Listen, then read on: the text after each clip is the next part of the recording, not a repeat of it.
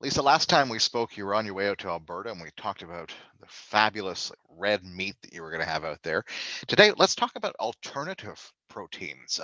What alternative proteins, alternatives to meat, do you like to incorporate into your diet? Yeah, there's a lot of them. I would say, in terms of kind of pulses, like chickpeas are a huge one that I love to incorporate in my diet, whether just like chickpeas themselves, throwing it into a salad or a bowl. I even put them in chili for a little extra protein. And hummus is just like a huge staple in our household. We eat a lot of it. Kidney beans, black beans, like those are also really great. We love making like vegetarian quesadillas with beans. Again, kind of like chili soups. It's just a really great way to get some extra protein, either by itself as kind of a meat alternative, or to kind of double up and like pack an extra protein punch. Do you notice that your body processes that protein differently than meat, for instance? Yeah, I'm not so sure. Like I always feel really good after I have lentils and pulses, and so it's something that I know that I can eat in competition and still go out and perform and feel good and not really feel like kind of that heavy feeling that sometimes you get after a big meal.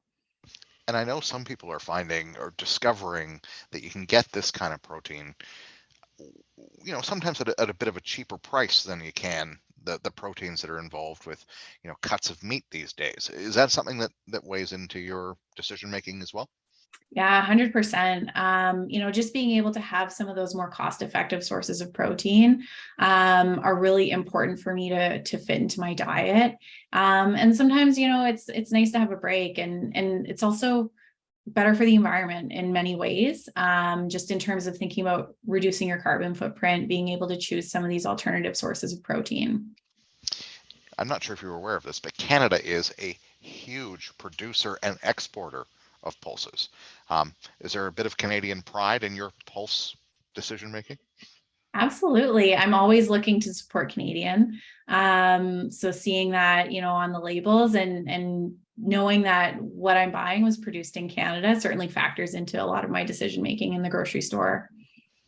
And what are your other protein go-tos? Dairy, other? Yeah, there's so much that I love to eat. And I love having a lot of variety in my diet. I would say Greek yogurt is probably my number one go-to in terms of an alternative protein source, whether on its own or with some fruit or granola or in a smoothie. Love Greek yogurt. I would say also like quinoa is a great one. I love throwing that in a salad or in a bowl or just having it as kind of a side on its own. Um, like nuts and seeds, peanut butter. We eat a lot of peanut butter around here.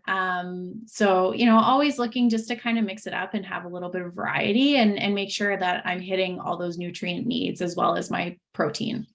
There's a lot of good sense in those alternative proteins. Lisa, thanks so much for telling us about it. Thank you.